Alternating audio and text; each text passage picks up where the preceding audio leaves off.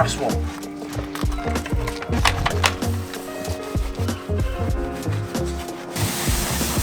Whoop! Oh, that was a bit of a loud thud, wasn't it?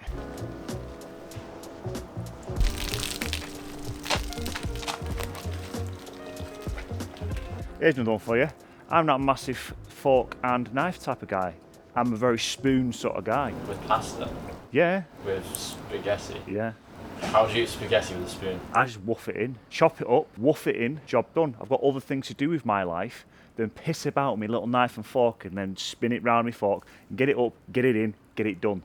It's all going to end up in the same place anyway. My missus thinks I am weird because she hates that. I lost my head a long time ago, mate.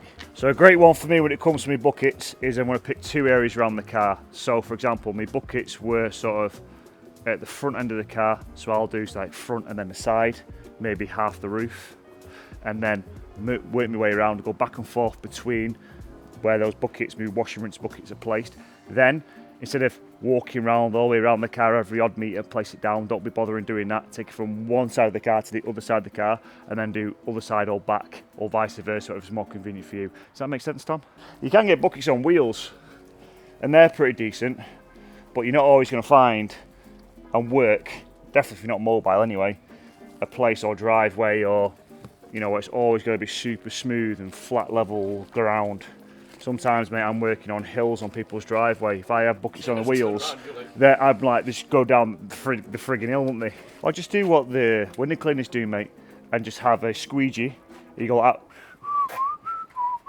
Tom, we've invented a new way to clean cars. Oh, wait, although the issue with having it attached to you is when it comes to actually contacting the car, because the buckets are just going to swing in and hit the car, aren't they?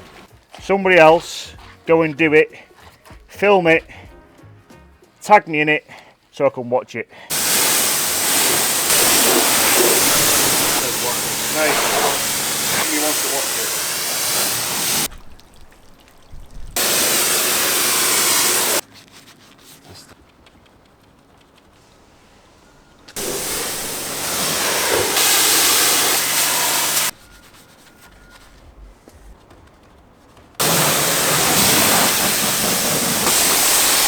All I've got left to do now is the tar and glue and the clay barring. So a nice little top tip, because it's better to try and tar and glue the car on a dry panel, because when you're mixing that tar and glue with water, it can be done, but you end up using more product, depends on how you want to work.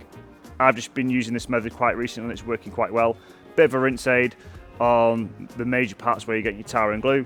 Rinse that off, quick dry, because the car's clean. Then we're going to do tar and glue. Then we go straight into claying, then snow foam and rinse. Works really well, been doing this for a while.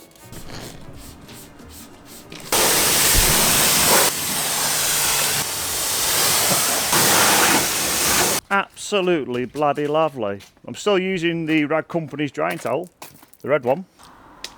It's a good thing that I've got like 27 drying towels in the van, because I go straight to EZ Car Care to go get all of my drying towels. If you want to buy one, not this one, this is a very bad plug, isn't it? You can go and speak to maybe, where do you want me, Tom? Which guy? This guy? That guy. Now, he's not a bad looking lad now, is he? Directly below this video, there'll be a discount link that you can click, which takes you directly to the EZ Car Care website, so you can go and look at all the different array of products that you can then select. Make sure you click add to basket, and just like that, the discount link, Vulpix 10, has automatically been applied. Now, back to the video. Everyone thinks I just use EZ Car Care. I do primarily, but there are other brands out there in the world. I do like trying different products, of course I do. When your hands are wet and you try and put the gloves on, they just stick. Oh. Right, microfiber, tar and glue. Thing is with tar and glue, as you can imagine, when your tar and glue arrives to your door, if the label's half hanging off, it's glue which then sticks onto the label, and if you've got a tar and glue remover product, and there's anything that comes out or drips, your label's going to come off. So that's why over time this label has just come off.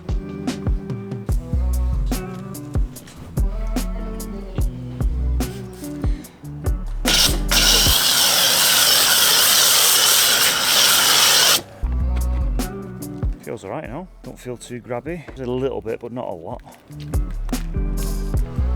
Yeah. Woo! The action's like a cat.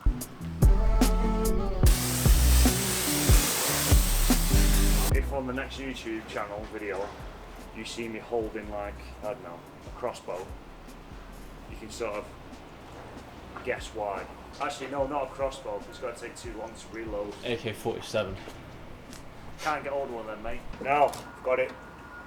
Little slingshot. I was just thinking slingshot. A little slingshot, that's all you need. You can get slingshots with lasers on, you know. I've seen one. Oh, so you can aim better? Yeah, you can literally, like a little laser where the handle is, in between where it forks off. Yeah. And you can just like bring it on. And you can even tweak it, you know, because it drops. You tweak it as well. If anyone knows where I can get a slingshot with a laser, handheld slingshot.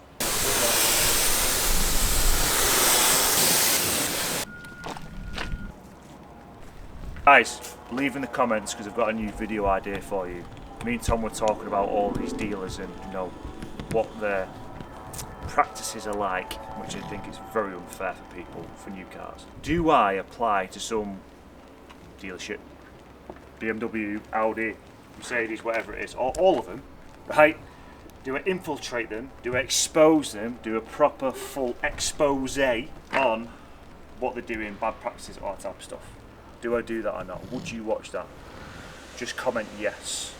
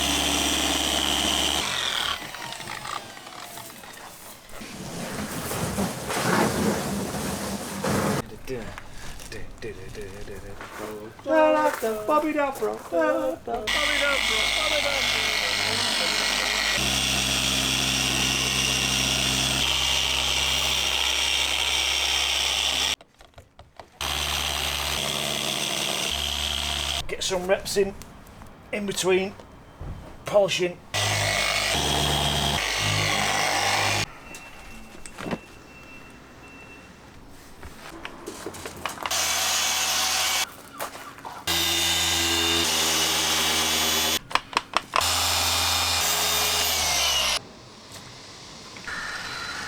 It's so cute.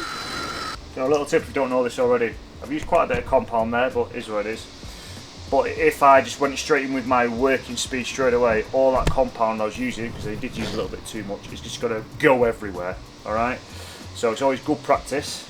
Some people like to do things differently, obviously, but that's fine as long as you achieve the same result. It gives a toss, Ian. So, yeah, just now can go straight to my working speed, so it's less likely to have compound slinging everywhere. If I need to start at even lower, so like level 3, work my way around and then up it if I need to 4 or 5, then yeah, just work your way up the speed, the levels that you've got in your polisher.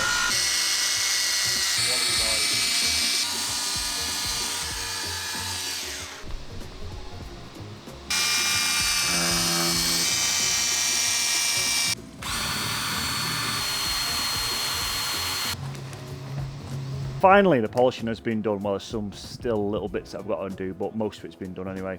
Going to start coating the glass now, so I've got Glyco. I use this because it's a great 12-month glass coating, super easy to use.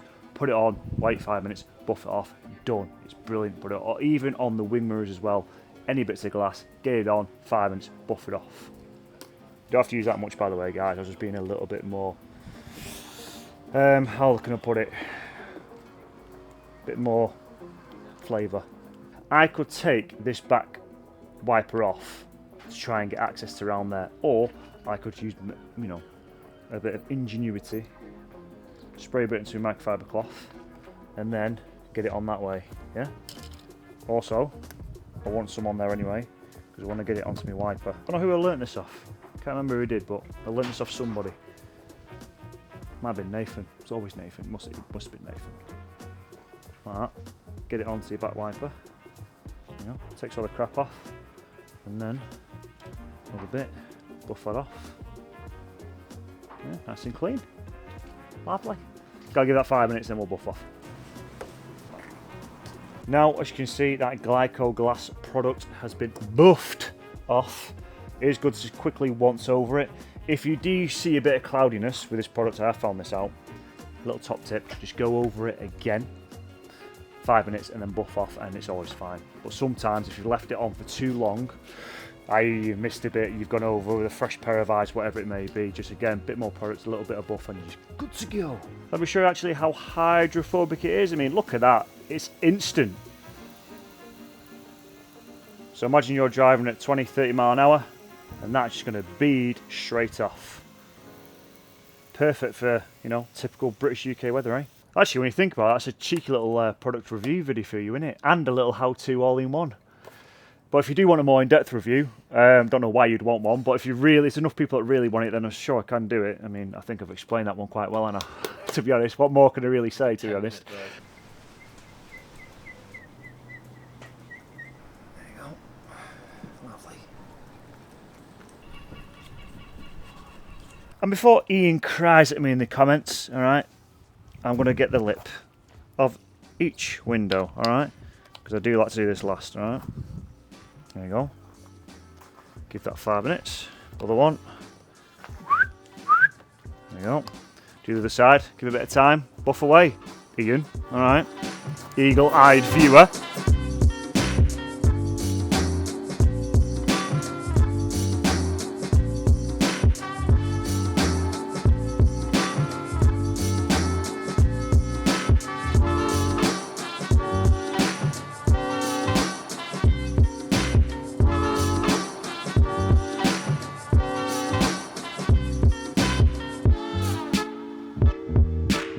If you haven't already guessed, that's the end of the video.